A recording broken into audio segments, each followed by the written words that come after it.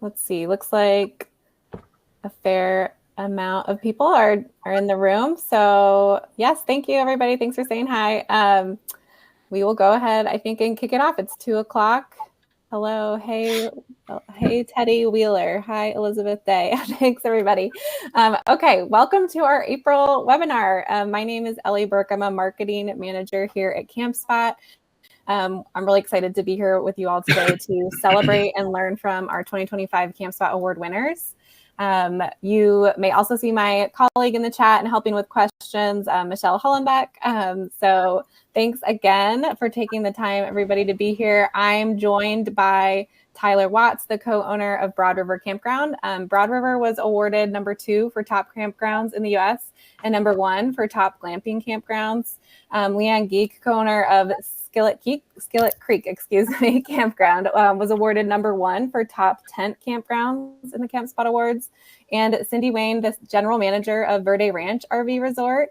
And Verde Ranch was awarded #1 for both top campgrounds in the US and top RV campgrounds.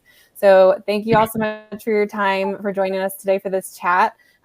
Before we dive in and we talk a little bit about your parks and your winning strategies that led you here, I did want to mention to everyone on the call that this is being recorded.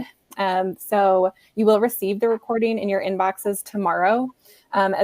You also should have some links. We'll provide some extra reading to dig into some of the topics that are discussed today. So be on the lookout for that and feel free to forward that to anyone on your team. If you have any questions during the course of this conversation, then please just go ahead and drop those in the Q&A. That's a little chat bubble with the question mark. If you have any questions that are in the chat, sometimes we lose track of those. So I would just encourage you to use the Q&A if at all possible, but we'll do our best to stay on top of that. Hey, Ellie, sorry to interrupt. I'm getting a couple messages that say people can't hear. Oh. So I'm not entirely sure what could be going on. Could y'all give us like a thumbs up or a thumbs down so we could get a quick pulse on if it's a widespread issue? But I saw a few messages of folks, maybe you can't hear me. Okay. Victory, can you hear me? It says you can hear totally fine. Fine, I can hear fine. Okay. Diane can hear fine. Okay. So I think it seems like it is working. So for those folks who can't hear, I'll maybe type a message. Yeah, please let us know. Okay, it looks like Melinda can't hear Michelle. Maybe you could chat with her. Thank you. Thanks for checking in, guys. Okay, where were we? Yes, Q&A, speech bubble with the question mark. If you could drop questions in there, that would be awesome. We'll leave some time at the end for any specific questions, and Michelle will help us pause if there is something that seems more relevant to stop and chat in the moment. But without further ado, I think we can go ahead and dive in and get started. Let's start with introductions. If you could each please introduce yourself and a little bit about your campground, where you're at in the world, and what's unique about your campground, that would be great. Cindy, do you want to start? Sure. I'm Cindy Wayne. Obviously, I'm the GM of the Verde Ranch RV Resort. We're located in Camp Verde, Arizona, which is pretty much the center of it all. I think what sets our campground apart from any other campground in our area is the ability to go to several different areas in Arizona within an hour to an hour and a half. We have Sedona, we have Jerome, we have the Grand Canyon. Phoenix is an hour and 20 minutes away. Flagstaff and skiing is, an hour and 15 minutes away. We have 417 sites. 26 of those are lodging. We stay probably about 60% occupied throughout the year. And just the amenities that we offer our guests here and the teamwork that I have from the team here it just makes a huge difference to people coming in. This is a lot considered a home base for a lot of people here. Awesome. All right, who wants to go next? I can go. My name is Leanne Geek, and I'm from Skillet Creek Campground in Baraboo, Wisconsin. what makes us unique is we're 1 mile from Devil's Lake State Park, which is the most frequented state park in Wisconsin. So very busy area. We bought the park 4 seasons ago, so we're going on to our 5th season this year. We've done a lot of expansion. We've added 100 sites, added 8 cabins, a 1 acre swimming pond, a canteen with food and drink, and some other things. So just a lot of investment into the area, which has caused a lot of excitement. Awesome. Okay, Tyler. Hello, my name's Tyler Watts. I'm from Shelby, North Carolina. We have a little campground in Mooresboro, North Carolina. 56 RV sites, 10 cabins, 5 glamping domes, clubhouse, a pool. Bigfoot lives on the property. We won. We were very fortunate to win 2023 Park of the Year, Small Park of the Year through Ojai. Obviously, we've won some awards with Camp Spot. Been a great ride. Opened July 1st of 2022. We took 83 acres of raw hunting land, built a little destination resort. Just some country boys from a one stoplight town.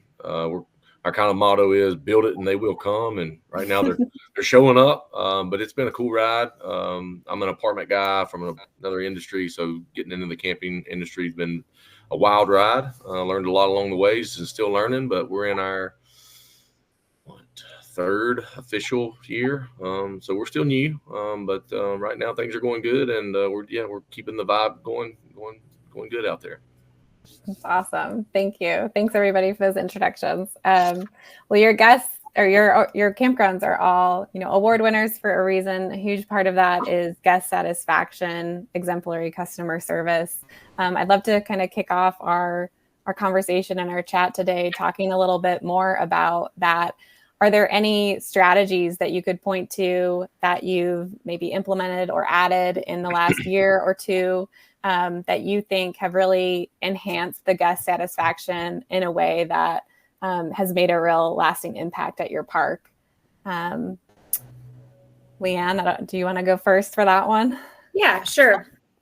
Well, the obvious is online booking, right? Prior to us owning it, they did it all by pencil and paper, and I'm like, why?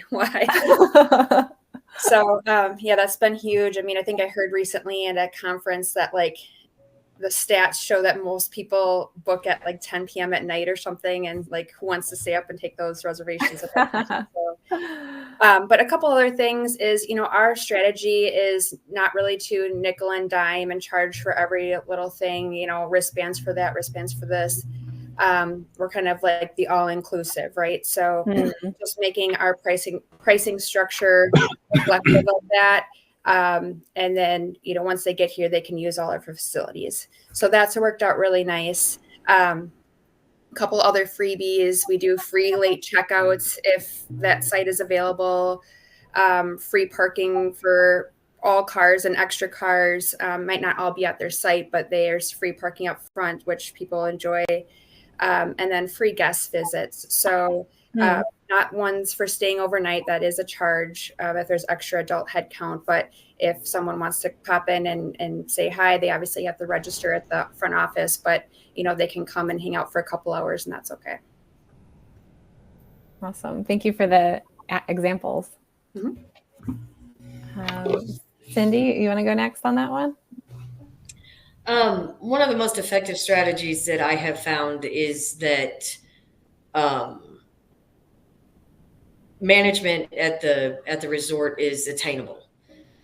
We are out every day. We are here at check-in. Everybody lives on site. So when there's activities and stuff, we make sure that we're out and let people know that we're part of the community.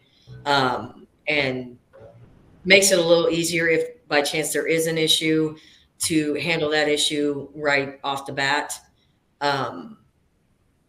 And just making sure that everybody just keeps it friendly. We make everything inclusive, but we are very exclusive to the people in the resort. And that means a lot to them. Awesome. Thank you for sharing. I can move on to the next question, Tyler, unless you would like to chime in as well. No, you're fine. Go ahead. Okay. Well, I'm curious if there's been a time, I'd like to hear more about how you're getting feedback, how you're collecting that feedback and implementing, making changes from that feedback. Is there an example of a time where you've received a negative, guest review that led to a shift in the way that things were being managed, perhaps? Could anyone speak to an example? There's a lot of them. There's usually more of them than there are good sometimes. It depends on what day it is. But so when guests come up, a lot of times, you got to have staff that can filter through it. But a lot of times they just want to be heard. So it's we understand from a lot of ours. It's a lot of times they just didn't read the directions or they didn't follow a certain protocol. Like for example, we have TVs in all our cabins and domes. They're already logged into Netflix and Hulu and all those, so they just have to use them. Well, a lot of times they think they have to log in to their account, and then it just everything unsyncs, and it's a little bit of a headache. And we have hot tubs, and we have personal hot tubs at each cabin and dome. And most people, just simply getting the cover off properly and stuff like that. And you'd be surprised that most people. It's kind of funny. Well, we've had people leave the cover off the hot tub overnight and then wonder why the water's cold the next day. And we're like, well, it's you got to put the cover back on. So just little things like that. And so we work with them on that and work through that stuff. We do if we make a mistake on our end, obviously we'll comp a night or give them a camp store credit or something like that. And we're very flexible with move dates right now because we're a young park and we're trying to grow. So we probably are a little too flexible with cancellations and stuff like that. But we're trying to get our name out there and we're trying to be understanding with people. We understand things come up. So as we grow, we tweak little things like that, and as demand grows. So I think right now we're still in a lot of the marketing growth phase. So we try to be as flexible as we can within reason. Awesome. Thank you for the examples. Leanne or Cindy, do you have any examples that you can think of a piece of feedback that you got that led to a change? Yeah, one thing that I just wanted to piggyback off of Tyler with the, just wanting to be heard. I can think of a specific example with, someone being upset. A dog was off a leash. It came into their site, seemingly aggressive, and she was quite upset, right? And obviously just letting her explain the story, showing empathy. I did contact that other person then to, review the situation, re-explain the rules that, something like this, if it happens again, unfortunately, they're not going to be able to return. But I think the biggest win there was then calling that person back and letting them know that I had that conversation. So hearing that follow-up from me that something was done and it wasn't just, pat on the back, like, oh, it's okay. Yeah. Right. She actually heard the resolution. And so I think that turned a disgruntled customer that probably wasn't going to return. She actually told me that she would return after that. So I counted it as a win. Awesome. Thank you for sharing. Okay. Well, we've talked about, the guest experience at your parks and the changes, the feedback that you're collecting, the changes that you make. But I'd like to, back up a little bit. What about, getting them there in the first place? What are you doing to highlight, the amenities, the experience at your parks? So if you could, I'd love to hear a little bit more about, what is super unique that you're offering that you feel like draws people in, and then how are you communicating that? Cindy, would you want to jump in there? Sure. I think a lot of our holiday times are most unique amenities and experiences here. For Easter, we have the Easter Bunny go and deliver Easter baskets to the sites of the people that request it. We have Santa here, of course, every year. We do a lot of activities that include our guests as far as slow rolls. We do hay rides with them at least 2 to 3 times a month. We have a huge following for our haunted trail at Halloween. And it's going to be even bigger this year. and I have a fantastic marketing team that supports us here. So we are putting things out on Facebook, on our app, on our website. They're a huge help to us. But I think our haunted trail is probably the biggest draw to get transient guests here, and even our long-term guests. They volunteer to help with the trail now. It's gotten so big. Wow. So, Can you describe it a little bit more in detail? Is it in October? What is that? What does it entail? yeah, it's in October, and we have a trail that's down by the Verde River. Okay. And we do a family-friendly time earlier in the evening. The kids get to go through with their parents, and there's just all sorts of stuff animated all throughout the trail. And then about an hour after that, we do the jump scare one, and we have guests come out or employees come out, and they're dressed up, and they literally jump scare people. Oh We've got gosh. the music going. It's fog machine. It's really a cool Wow. time. Yeah. I think I would be too afraid for that. Oh man. Oh well, awesome. Leanne or Tyler, any unique amenities that you are working to communicate out to attract guests? Yeah, we obviously we're in the southern mountains of North Carolina, so Bigfoot, sightings are of the norm at our campground. Best $85 I bought off of Amazon. We're on outfit number 3 because they're good for about a year, then they start breaking down. But it's been a big hit. People go crazy over him. He wears a pair of swimming trunks. He opens the pool every year. He does the haunted hayride. He fights off the goblins, to protect the kids and stuff like that. So we do all kinds of events. We're I consider us like a small boutique upscale little resort. We have camp hosts that live there. They are our saving grace. And they filter through a lot of the after hour phone calls. They're our eyes and ears of the park. They know all the inner workings. They've been with us since day one. So that helps a lot with that too. But we always got events going on every June and July. We've got a DJ that comes. Actually, it's one of our office managers. His name's Stu. I call him DJ Stu. So we do all kinds of stuff. We get out there and tell jokes. Like Labor Day weekend, we're fully booked like the rest of the world. We do an adult, kid friendly too, but an adult cannonball contest at 10 o'clock at night in our pool. And I'll get down there and DJ it and make fun of them and cut jokes and make them do dance moves and stuff like that. So we really try to keep that energy alive, especially in the summer months from like 8 to 10 o'clock. And then I'm like, all right, everybody, it's 10:01. Time to go to bed kind of deal. But it's just keeping the energy up. We got a good group of people there. And obviously I come in and I just, I kind of just energize everybody because I'm the energy bunny there. But we do. We have one custom thing we did is we had pool lights installed, not just in the pool, but surrounding. So we're one of the only pools actually in the county, probably maybe the region that can actually host night swimming legally. So that's been a kind of a cool thing. So we'll do impromptu night swims and stuff like that.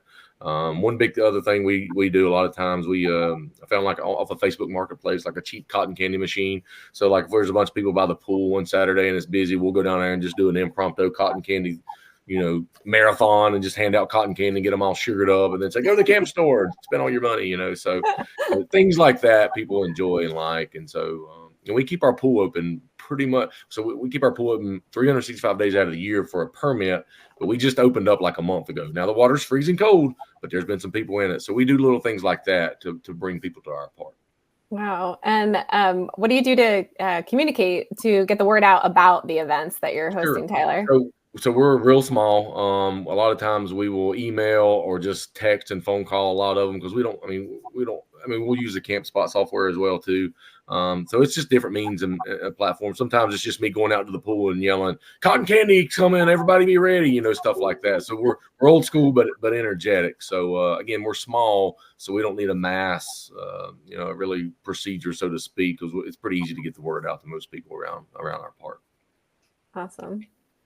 Oh, Michelle.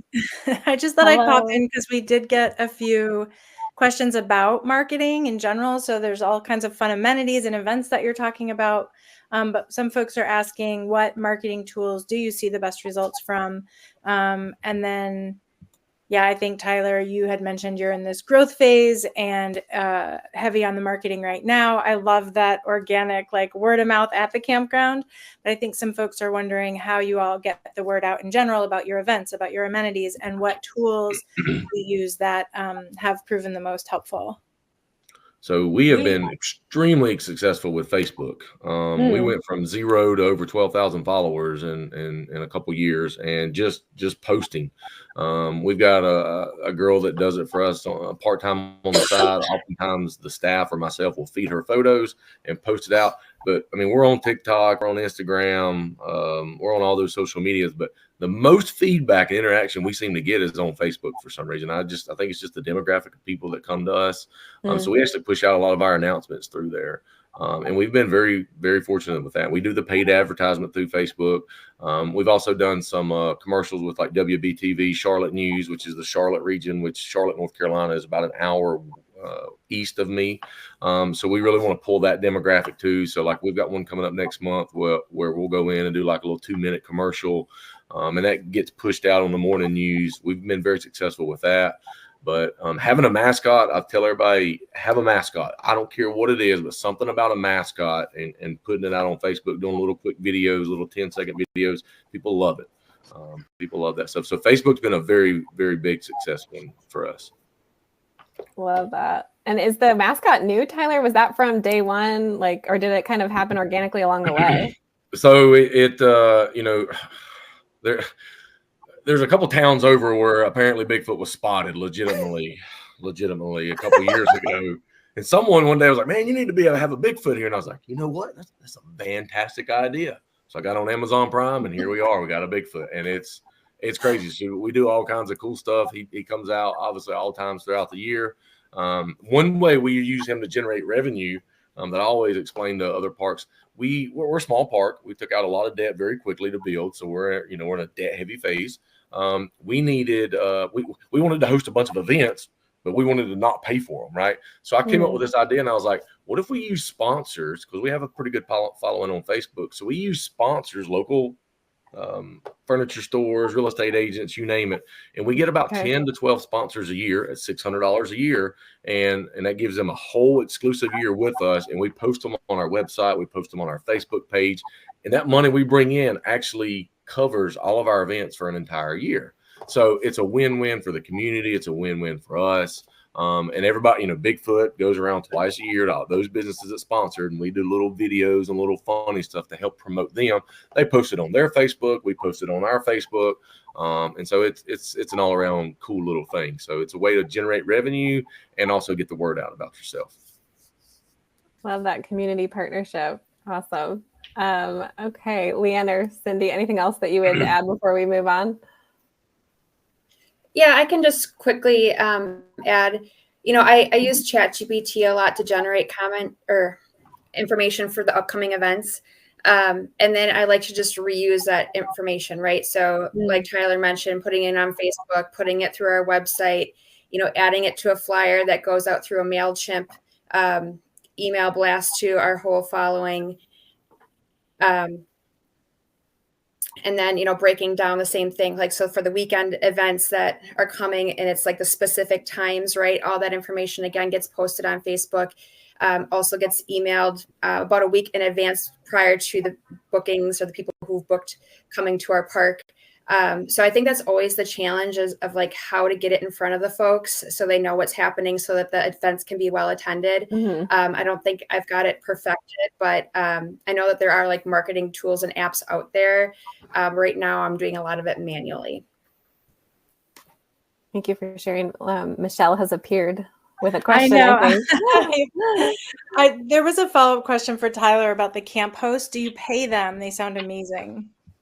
Yeah, so pretty simple deal. I didn't even know they existed. I'm building an RV park, didn't even know that was a thing. And these people read our article in the local newspaper, called me up and was like, hey, we want to be camp hosts. I'm like, I don't, what are you talking about? And so they kind of they told me what to do. So I was like, we'll come there and we'll live for free. And in exchange, we'll work X amount of hours in exchange for free lot rent. And I'm like, okay, well, how many hours, are you going to run? Because I'm a numbers guy, so I'm running numbers, and they're like, I forget what it is. Whatever it is, it's very, very minimal compared to actually bringing an outside employee in. Like $10 to $12 is what I'm talking about. It's probably what they average out. Now, this couple, it's a middle-aged couple. Kids are grown, so it works perfect. They live in an RV full time, and their parents live not too far away, so it worked out perfect. So there's many other advantages. Now it's grown from that, right? So they work there.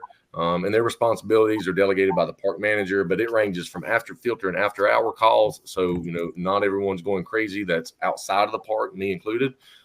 So they filter that. They do a lot of the keeping the flowers going around the park, just really anything. They're just there to help massage anything that may get out of control. We're kind of our first line of defense. We've kind of grown from that as we've opened up phase 2. We were able to offer long-term sites. So actually 2 of our long-term sites now work at the park as maintenance guys in exchange for free rent. So they take care of the pool. They help mow the grass. They do the pressure washing. They help run events. They help building the gym mine, things like that. And so it's just kind of organically grown by word of mouth a little bit.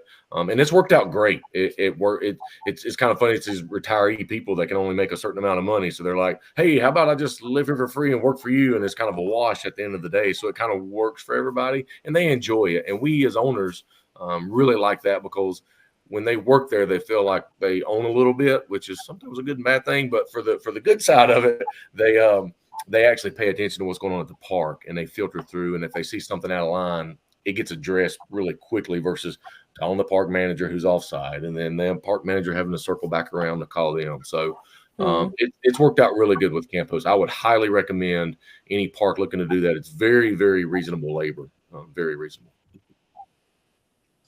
Awesome. Was there another question, Michelle? There are a few, yeah. Do you want to take a little break from your questions to answer some of these? Yeah, that's fine. Yeah. Okay, great. Well, I'll just start at the top. The first one just says number 1 from where. I'm not sure who that was in reference to, but if someone can provide more, I can't even see the name of who submitted it, but if you can provide more information on what the question was in reference to, we can answer that. Jason is asking, Tyler, how long did it take to get rolling from your first opening? So we phased it in. If you're looking at building, I would highly encourage you to do a phase in. So our phase 1 opening was July 1st, 2022. The concept of the idea started around 2020. We probably spent about a year going to conferences, researching markets, cold calling campgrounds, trying to understand first off, what was around us if on this piece of property that we had located? What are they doing? What can we do differently? Is there going to be a market for it? And so, and we went and talked to I'm in North Carolina, so we went and talked to, everybody probably knows Ocean Lakes and Lakewood and all the big mega parks. We went and spoke to them, and we spoke to the small ones as well. And so we kind of developed this little model of, we stumbled across and determined that there was not a campground that we could kind of see that had glamping, cabins, tent sites, and RV sites. So we kind of said, all right, well, let's try that. So we opened up in phases though. So we had a master plan, opened up in phases. So my phase 1, I had 5 glamping domes, 10 cabins, and 16 RV sites. No office, no knobby, no pool, none of that. One of our cabins was actually our office. So we staged that in. So it took us probably about a year to build it because it was a lot of blood, sweat, and tears and a lot of napkin drawing and head scratching out there. Opened up, and then I think like 6 months after that, we opened up the clubhouse. 6 months after that, we opened up the pool. Roughly 8 months after that, we opened up phase 2, which was an additional 40 RV sites. Always recommend people, you want to get to opening day as quickly as possible to generate some type of revenue. I could go on and on about financing with banks. Banks love to see that track record. It shows you know what you're doing, but it also helps with the revenue side of the park. It also helps with the expenses side. When you're building from ground up, it's a lot of money moving really quick. So I'd always encourage people, try to, if you're building a 100-site park, maybe try to build it in increments of 25 and bring it on in phases to help fund that. I added a link here if people can see it. We did a webinar last year with Tyler that went into detail about all this. The development phases. So if you want to click on that and just bookmark it for later, you can hear even more about it there. Thanks, Michelle.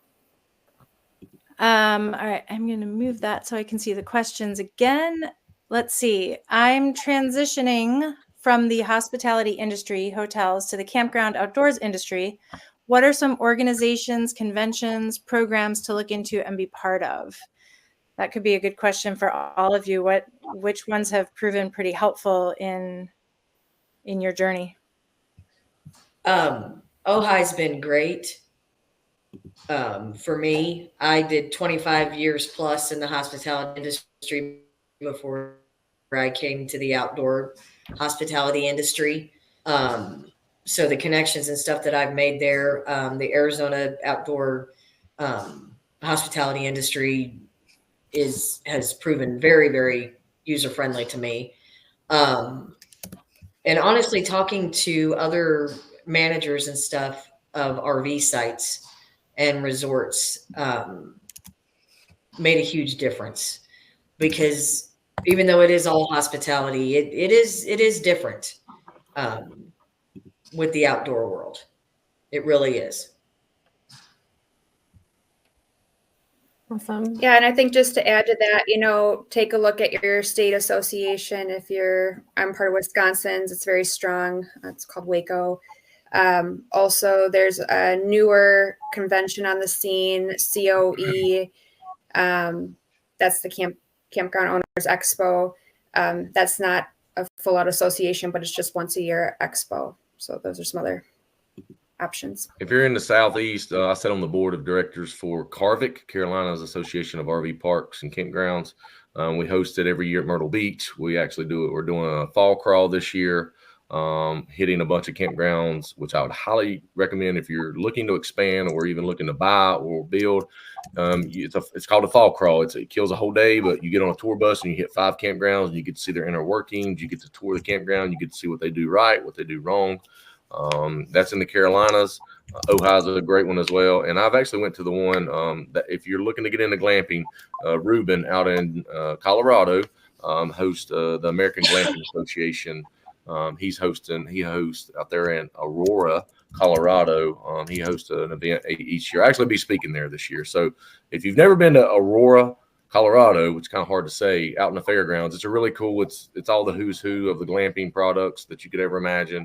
Again, it's the AGA conference. Great. I'll include links to these associations that were mentioned in the follow-up email we send out. But certainly if your state isn't directly included there, you can always do a little research to find the association in your own state for sure. Okay, we've got another question from William. Cindy, this is for Cindy. We're going backwards from 10,000 a night lodge to RV park models like cabins. How did you determine 16 cabins was the right number for you? Well, I wasn't here when they built it. The company that I work for, CRR Hospitality, they did a lot of research before building this resort. This was their first resort that they did. I think with our footprint here, it just made more sense to have 16. We've got the 8 wagons, we've got 2 glamping tents, but our biggest push is the RV sites and the sizes that we could make the RV sites. So we go from 29 foot to 80 feet. So having the land to be able to do that and have a big clubhouse made the difference in what they put on site here. Great. Thank you. Ellie, should we do one more? Yeah, if you want to do one more and then I can switch back to Gover. Okay. How do you deal with enforcing speed limits within your RV parks? For example, do you post speed limits which are enforced by fines? And how strict are you in enforcement? We are very concerned about child safety, but we don't want to be viewed as a police state. I'm just going to tell you, I had a very big issue with this. Our speed limit is 8. We do have speed limit signs posted. I actually have more problem with children running around on their scooters and things like that going over the speed limit. So unfortunately, we do really just have to police them. And we've done it enough now where we've designated a spot off to the side that's this kind of desert area for the kids to go and play. And we've just really had to come down on the parents to maintain control of their children. So that's made a difference. And I will tell you, we have gotten to the point where we take scooters and we take bikes and we have them up at the office and the parents get to come get them. So That's hard. Thank you for sharing. Wow. Okay. I know Tyler had to get on the road, but he's still with us. Yep, I'm still with you. Thank you, Tyler. Okay. I'll pop back to a couple of my questions and then we'll come back to the Q&A. Thank you everybody for your questions. Please continue to just drop those in the speech bubble with the question mark. We'll get to those more in a little bit. We've talked about, the guest experience, the on-site experience, what you're doing to draw people into the park. I'd like to talk a little bit about what's happening behind the scenes. Could anyone talk about, what does it look like to empower your staff and your team to be delivering this, exemplary customer service? And how, if at all, does technology play a part in kind of empowering those staff members? Leanne, do you want to jump in for that one? Yeah. So, as far as training our staff, there's the spring training, the hands-on training. I think that, who you have employed is a big one as far as who you're going to empower or not. Like Tyler, we do hire a lot of our seasonal guests, so they really feel that ownership. As far as training on the spot, I do use Homebase for scheduling. So you're able to make videos and share those videos right then and there. So it's hard sometimes to get everyone in the same room once the season starts, right? I've got kids employed and older people, and it's really hard to get everyone back in. So to do those quick little training videos, it might be on a systems issue. It might be on just kind of a refresher of, why give excellent customer service. But then they can go into Homebase, click on that and watch, a 30-second to 1-minute video, which is really helpful. And as far as like the technology in our business, like I can't say, like we try to implement everything and anything, right? Like it's huge, huge, huge. I was speaking at a conference recently and we were talking about tech savvy, whatever. And so I actually pulled a whole list of all the integrations that I use through with CampSpot. And it's just, it improves the employee's life tenfold. For example, like the Airbnb integration, the year before I was trying to manage it and trying to keep these calendars synced. And it was just, and I only have 8 cabins. And just that integration has saved countless hours. Lightspeed integration, MailChimp, QuickBooks, Sensible Weather, Simple Texting, Housekeeping. Those are just, I could probably talk all day about all those options, but the integrations are huge. Thank you for the example. Really helpful.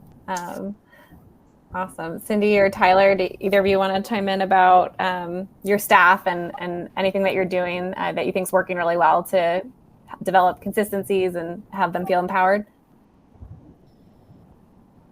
I think with mine, the CampSpot training that they use, that my front desk team uses, is very, very important.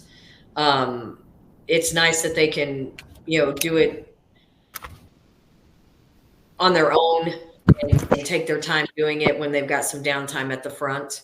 I'm very lucky that the majority of my team was here prior to me. And so when we do get new team members in, they all just help get everybody on the same page. So it's important. Awesome. Okay. Well, I just have a couple more questions, and I know we have more in the Q&A, so I can wrap mine up in just a bit here, and then we can switch over again. I think the last question I'd love to ask is just about what trends you're seeing that you think might be shaping the future in guest experience in the outdoor hospitality industry. Cindy, I know you mentioned you're coming from that previous career and moving into outdoor hospitality. As you look ahead to the future, what do you think is going to continue to be really important when it comes to the next handful of years? I think one of the main things that I'm seeing now is making sure that you have a lot of family friendly type areas. It's a little more difficult in Arizona with some of the rules. You can't, the laws here with the fair housing, you can't designate, certain times or areas for children or for adults. But I'm seeing a lot more families that travel together. Having, great Wi-Fi it may seem small, but for the kids that need to homeschool and the parents that are now, working remotely and things like that, it's key. It's really, really important to have a strong Wi-Fi at your resort. Is that a growing segment of your guests who are staying, folks who are, working remotely, homeschooling, you mentioned? Do you think that that's becoming a more sizable portion of the overall guests that come to your park? I think probably 50% of my long-term people here are either working remotely or homeschooling. Which Wi-Fi would be very important for that. Awesome. Okay. What about you, Leanne? When you look ahead to the next few years, what's on your mind? Yeah. So, when I was looking at this question, I jotted some things down, but, I mentioned before I love ChatGPT, right? And so I'm like, okay, how does my list compare, right? And so it said a couple of things. The rise of glamping, which I'm sure Tyler can speak on more so than me. Some other things that I was thinking about, and it reiterated, was the personalization and the curated experiences. So, every group is different, and how can you get what that person's preferences and interests are? Like, how can you figure that out and then provide them the information that they need to have that experience here? And so I think that's where AI is going to come in a lot to help us with that. I mean, I don't want to get creepy and know everyone's business and everything like that, but what they're willing to share with us, right? And then how can we use AI to help curate an experience for them? Like, here's an itinerary for you, take it or leave it type thing. Love that. Okay. We've talked about, family friendly and on Wi-Fi and personalization. Tyler, would you add anything else when you think about the future? I know you're multitasking, so. That's okay.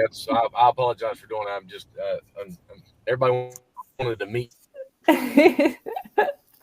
Industries, obviously, I mean, you look back 50 years ago to today, it's literally a mega mansions on pulling up. So, bigger RV sites, you name it, it's they want it. So you just got to be aware of it. As the industry changes, you just got to be willing to change with it. We just want to continue to grow as a campground that has a reputable name and that people enjoy coming to.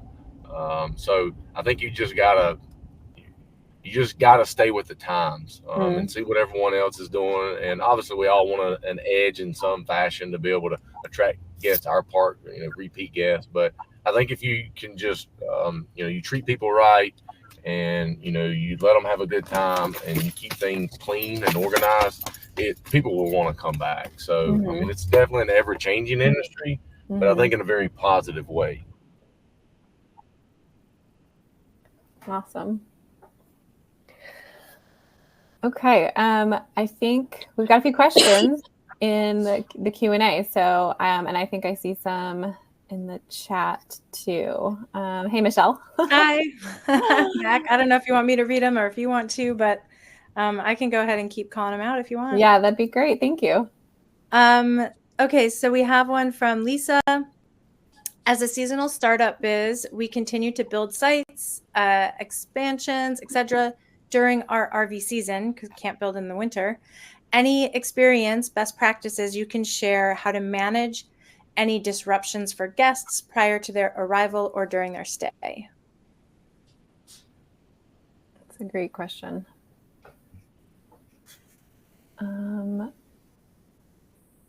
Looks like does anybody have y'all had experience with trying to manage guest expectations when you're doing work on the property?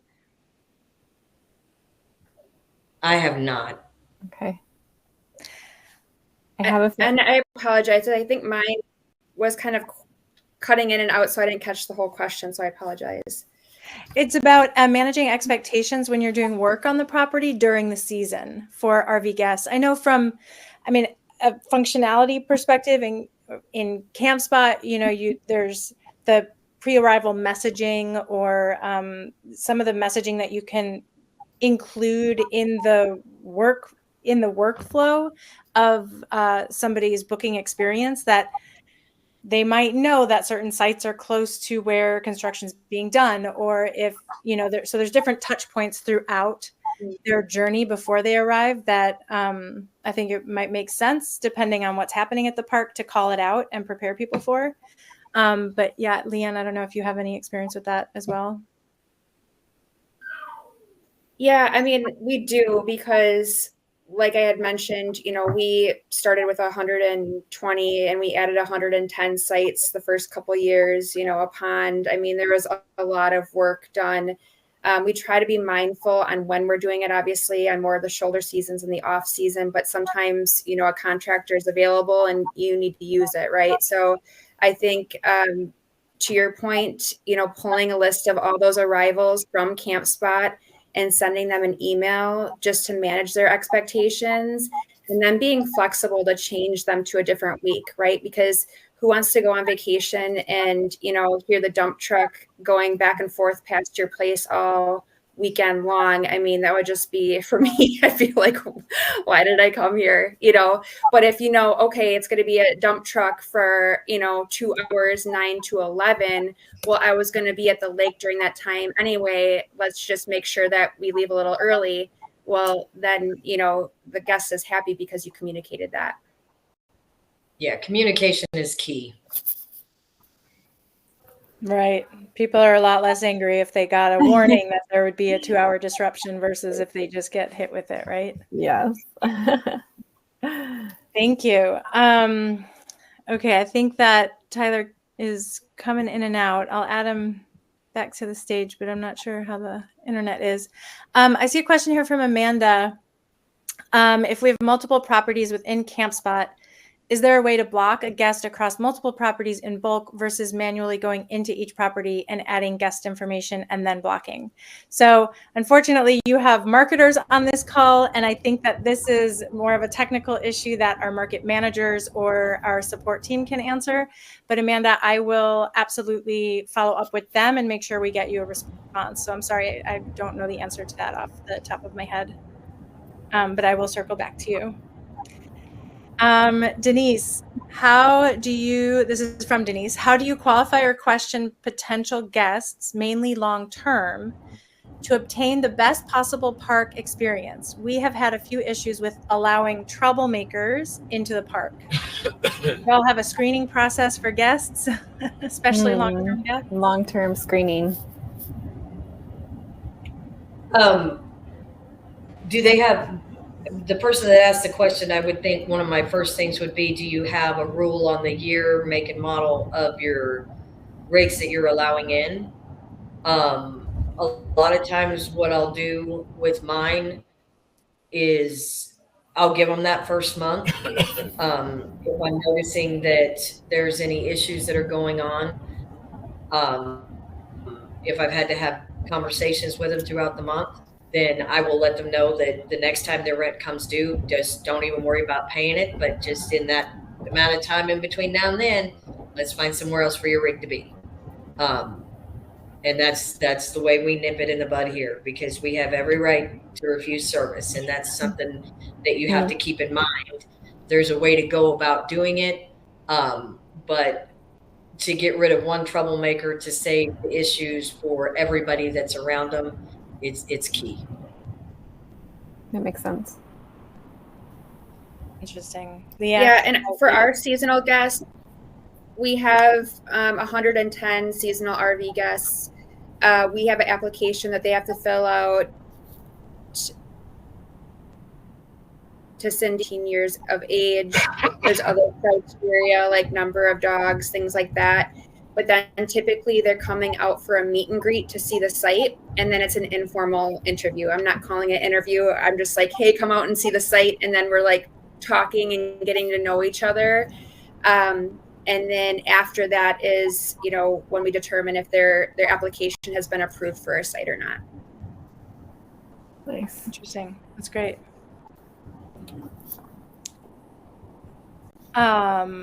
Okay. Let's see. We have a question from Linda that says, I would love to hear more about some of the technology and what systems you can use to make things easier.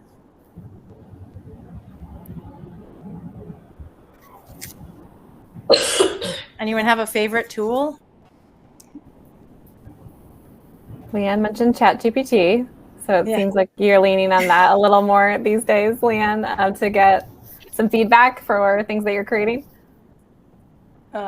Yeah, I mean, it's just such a time saver. It's just like, I know it's almost scary, you know, how good it is, and there's probably some controversy over it, but it is such a time saver. And, you know, you can give it feedback to tweak it and, you know, put it in a different voice. Or, I mean, if you're creating content on your own, I mean, you could be spending hours instead of minutes. So that's probably my favorite one.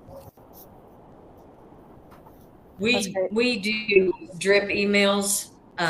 We use the drip system for emails, which makes communication a lot easier. We have our own app that we use, that people, whether they're in the park or out of the park, can use. So adding updates to that is very user friendly. To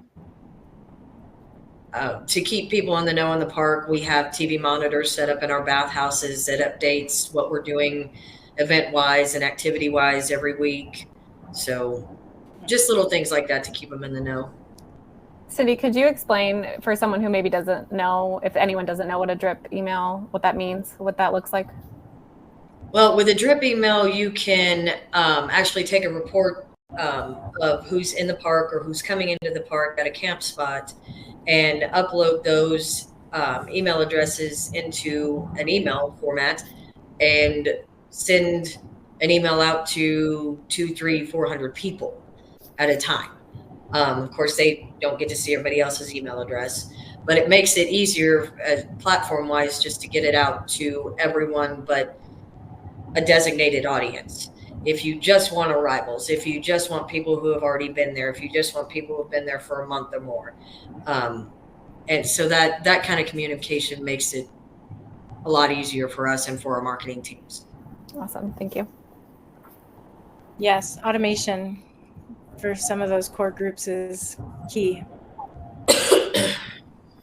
I do want to make a mention of some automation things that I use, like through CampSpot. Like if you're not really digging into all the automated email messages that can be sent out through CampSpot, you should. Like, for example, I always had the like standard, you know, email that CampSpot set out 2 days in advance.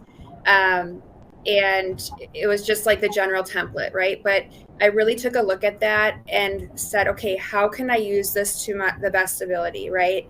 How can I put in there a clickable link to the amenities on our property? How can I add information on the things going on in our surrounding area, a clickable link to that? How can I increase occupancy through this? So I actually added a thing that if they email me that they can get, if they want to add a day to their current reservation, they can't like use it on their reservation already, but if they want to add a day, they can get 25% off that additional day by emailing me or responding to that message. And so I did go ahead and change that 2 days lead time to 5 days, just because I'm a planner myself, and like I wouldn't be able to change our reservations and our schedule within 2 days. But 5 days, I'm like, I might take an extra long weekend, and if I can get 25% off that site for that night, I will. So that really drove occupancy for us last year. It's a great idea. Amazing. Yeah. Related to technology, someone else is asking what Wi-Fi systems y'all use. I use Tango Internet. I use AT&T. I use Spectrum Charter. All across the board. Yep. Okay. So next question, any creative ideas for rewarding employees? Cindy, correct me if I'm wrong, but I feel like you all do a lot to celebrate your employees. Yeah. Sure. Leanne and Tyler, you might as well, but Cindy, I feel like I've heard it in reference to your park before. Yeah, in fact, yesterday we just had our quarterly luncheon. We celebrate employees that have been here for a year. We celebrate their birthdays. We let all of the employees vote on their peers. And so we get to, they pick an employee of the quarter. That employee gets a $100 gift card. And then they're in a drawing to be employee of the year for us here.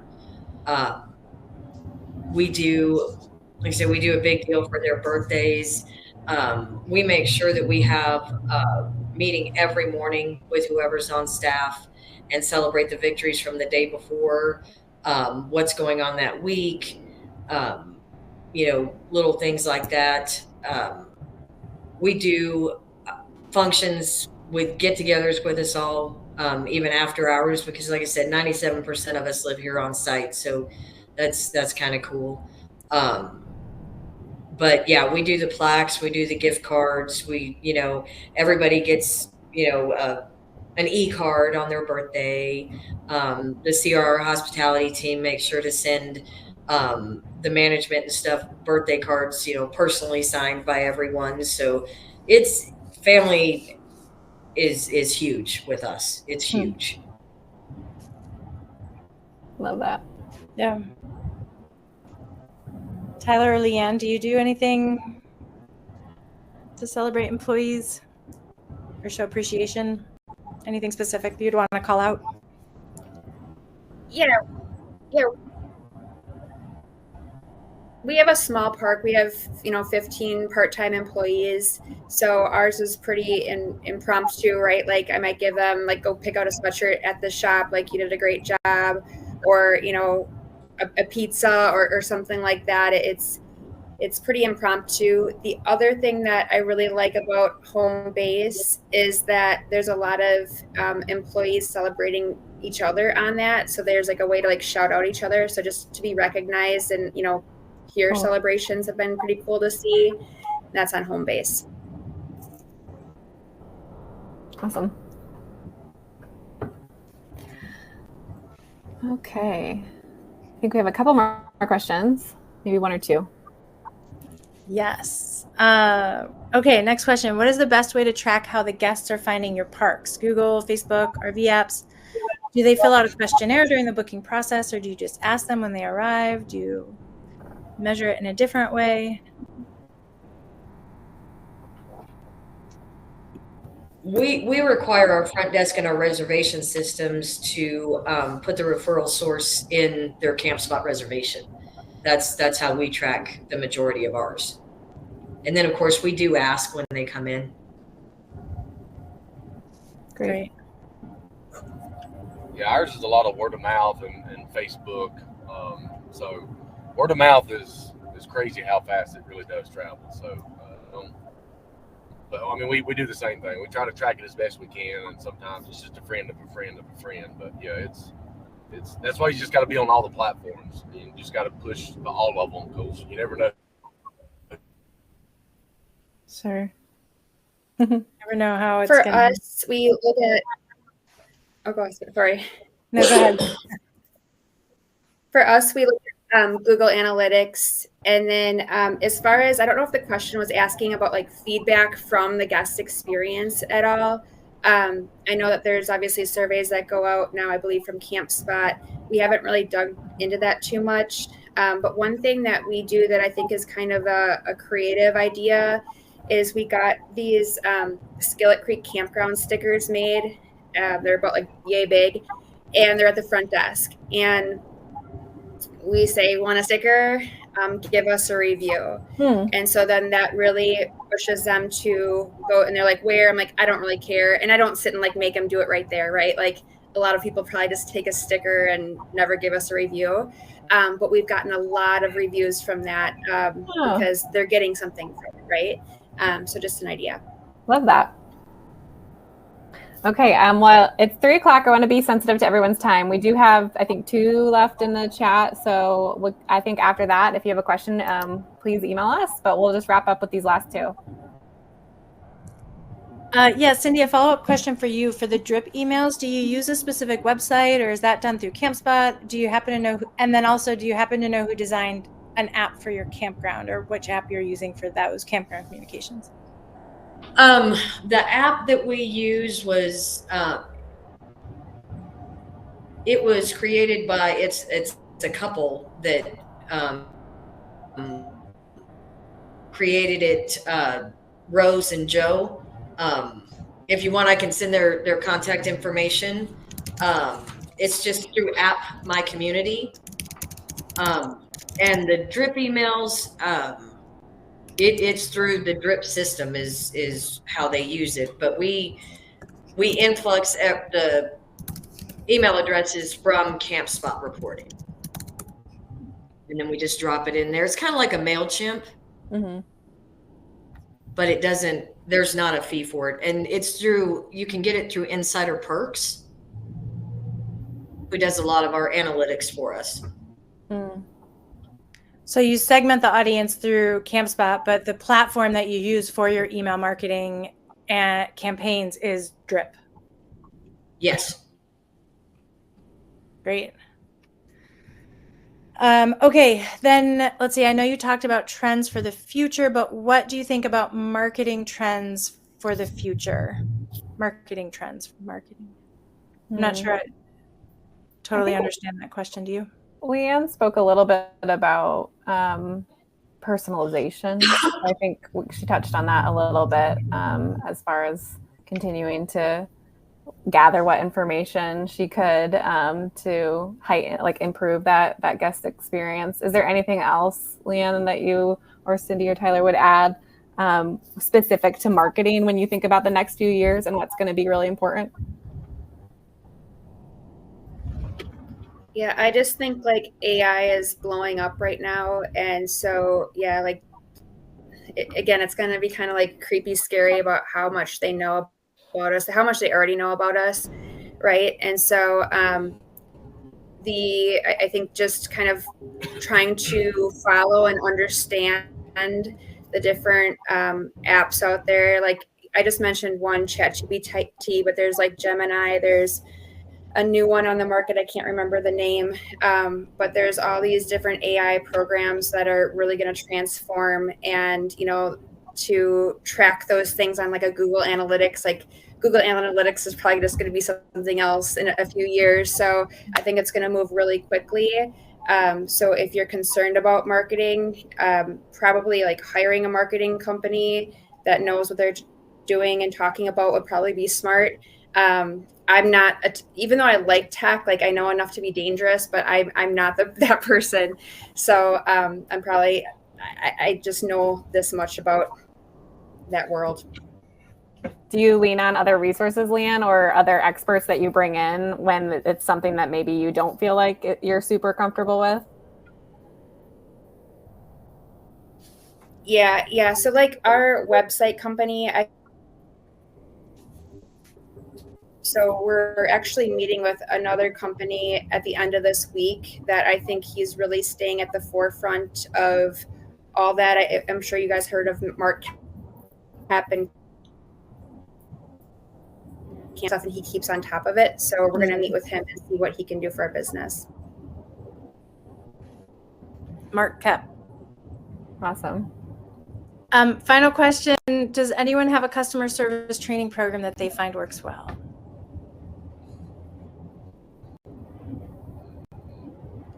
How do you, or advice on how you train your staff for customer service? Do you host regular trainings? Or, yeah. Yeah, I will touched say on that a little bit. I will say just at Campspot, in terms of like functionality and training staff on how to use tools that you use, Campspot has the Campspot certification program so that anyone using any elements of the tool can become experts in how to use it. But that doesn't quite talk about the customer facing skills. So I think a lot of that has to do with the people that you hire. Mm. I have found in my years in hospitality that some people have it and some people don't. And it doesn't make anybody better than anybody else. It's just, that's just the honest truth of it.